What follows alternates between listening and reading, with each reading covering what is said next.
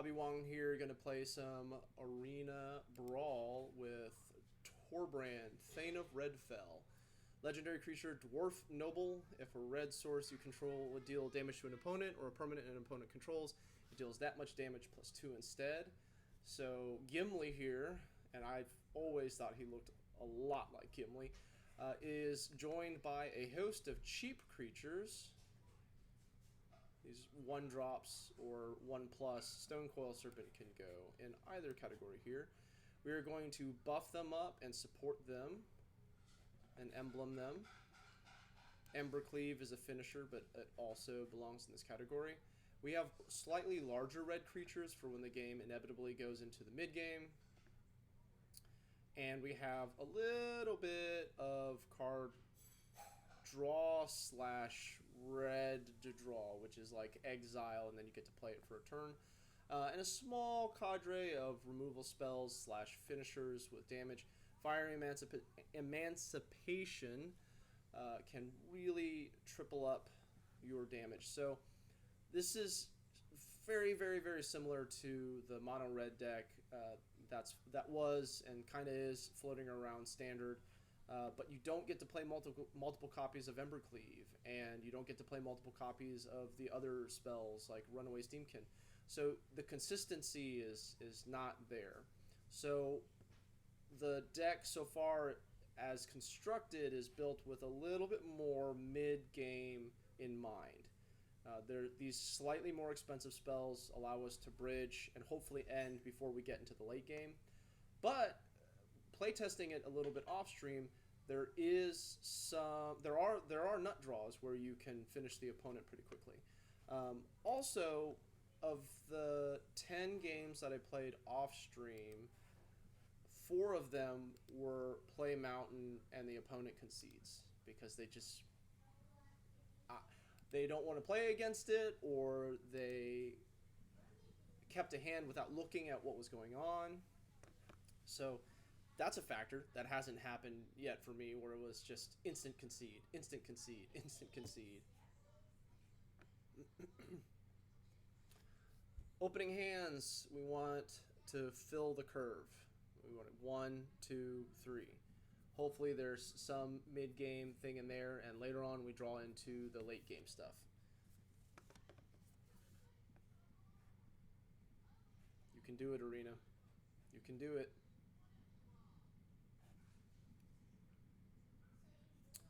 Now, part of the deck that does become more consistent is now that your commander is Torbran, you can play him on 4. Oh, you can basically assuredly play him on 4, which has some nice implications as well. That's pretty consistent.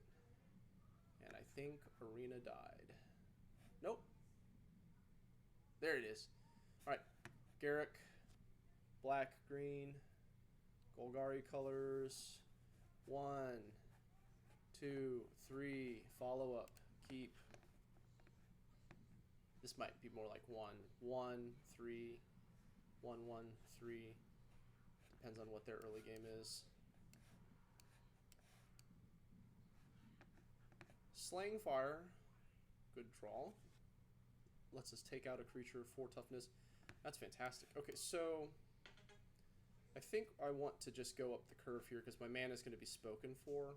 So we're gonna elect not to get maximum value out of this Rimrock Giant. And he's just going to be a 3/1. Hopefully next turn we're swinging in for 5. 5+. 5 + 2. Okay, so let's do some aggro math here.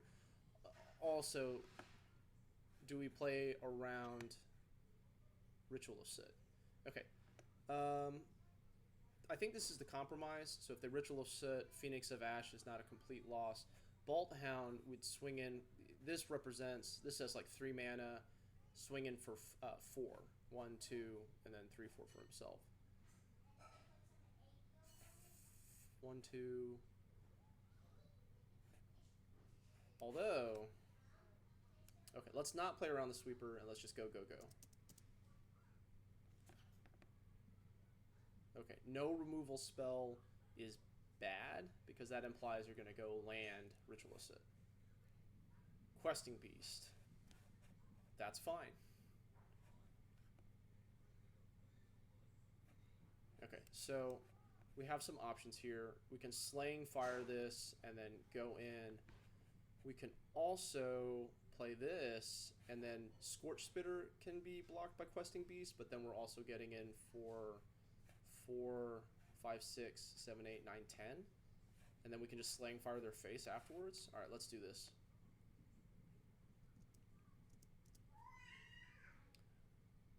Aggro. Aggro. Aggro. Oh, I'm mistaken. It's still gonna die. Okay. Here we go. You need to gain life, deal with the board. Ritual of Soot doesn't do it. Biogenic Ooze is okay, but not good enough. Yeah, Slaying Fire for lethal. Okay, so what was that? Turn 5? Not bad. Not bad. So, if you're in the mood for aggro and you want to play Brawl, thus far, this deck is as long as you mulligan appropriately, you can go. So, make sure you like, share, and subscribe, and I'll catch you on the next one.